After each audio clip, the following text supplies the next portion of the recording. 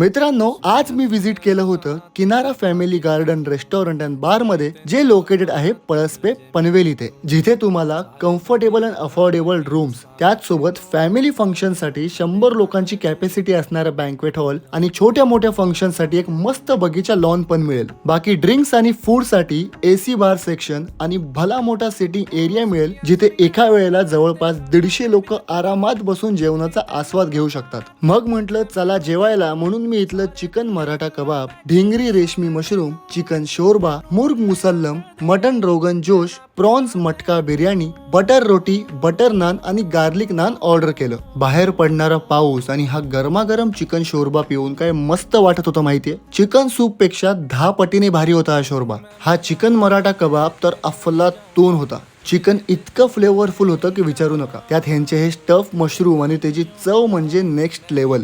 तसं मी पण इथल्या नॉनव्हेज